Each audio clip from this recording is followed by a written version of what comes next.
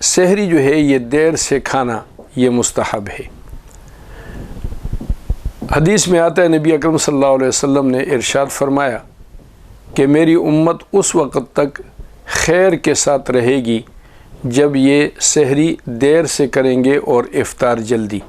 مطلب یہ ہے کہ سحری جو ہے وہ اس ایسے وقت میں کہ بالکل آخری وقت ہو، 1-2 منٹ جو ہے وہ رہتے ہوں تو آدمی کو سحری ختم کر لینی چاہیے۔ اور اصل بنیادی وجہ جو ہے وہ اس میں یہ ہے کہ اللہ جل شانہ کے سامنے اپنے عجز، انکساری، اپنی کمزوری اس کا اظہار ہوتا ہے، ورنہ روزہ جو ہے یہ انتہائی مشکل عمل ہے، لیکن اللہ کریم انسان کو توفیق عنایت فرماتا ہے تو انسان وہ رکھ لیتا ہے، چاہے دن چھوٹے ہوں، بڑے ہوں، گرمی ہو، سردی ہو، تو یہ محض اللہ کریم کے توفیق سے ہے۔ لیکن اگر روزے نہ ہوں اور ویسے ایک آدمی یہ کہے کہ میں صبح سے لے کر شام تک بھوکا پیاسا رہوں گا تو یہ اس کے بس میں نہیں ہے، وہ بھوکا پیاسا شام تک نہیں رہ سکتا ہے۔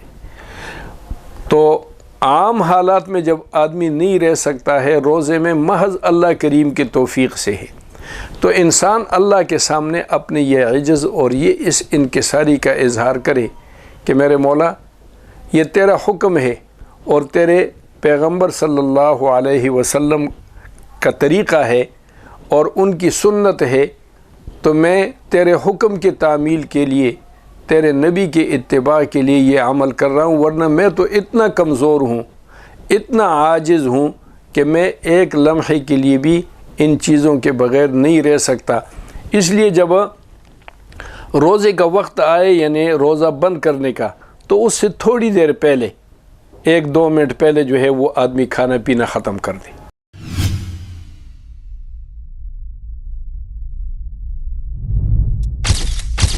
Message TV. This is your channel. This is your channel.